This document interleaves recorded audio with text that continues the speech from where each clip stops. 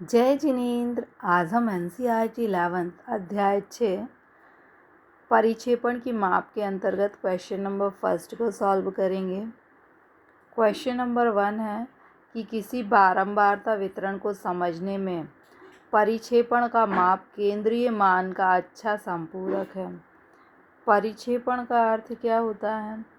परिक्षेपण का अर्थ होता है कि जो भी समांक है, जैसे मान लीजिए कि एक सीरीज़ है आपकी 2, 4, 6, 8 और एक सीरीज़ है 2, 10, 15, 100, 200। तो इसमें किस में बिखराव ज़्यादा है? इसमें बिखराव ज़्यादा है। तो ये जो बिखराव है उसी को हम क्या कहेंगे? परिक्षेपण। तो आपसे पूछा है कि परिक्षेपण की जो माप है वो केंद्रीय मान का मतलब जैसे 2, 4, 6, 8, 10, इसमें बीच का अंक क्या है? 6। तो और परिक्षेपण क्या है? 200, 400, 500। तो ये परिक्षेपण है क्योंकि इसमें विखराव ज़्यादा है। केंद्रीय मान क्या है? बीच की संख्या।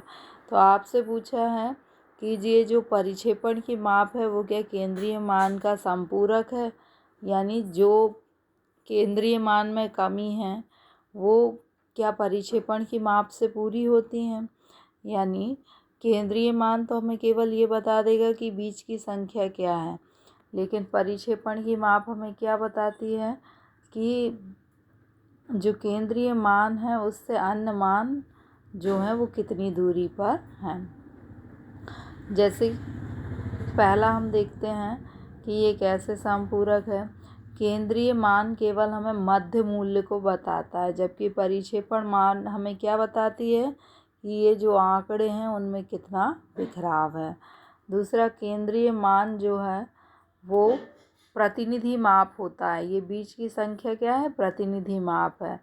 लेकिन जो परिक्षेपण की माप है वो क्या बताती है कि आंकड़ों में कितनी परिवर्तनशीलता है। जैसे इनमें क्या है? आंकड़े बहुत अधिक दूरी पर हैं और इनमें क्या है? आंकड़े पास पास हैं।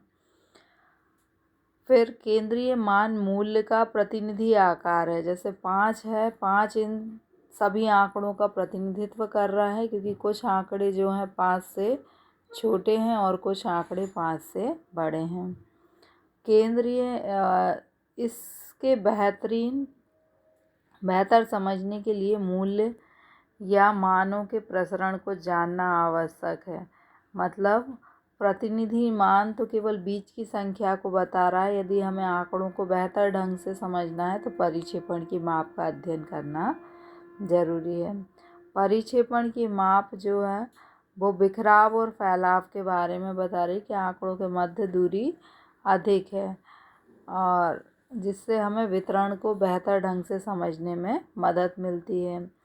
केंद्रीय मान जो है केवल औसत मान होता है, यानी बीच की संख्या होती है, जबकि परिक्षेपण की माप हमें यह बताती है कि जो अंक हैं वो बीच की संख्या से कितनी दूरी पर हैं। So thank you.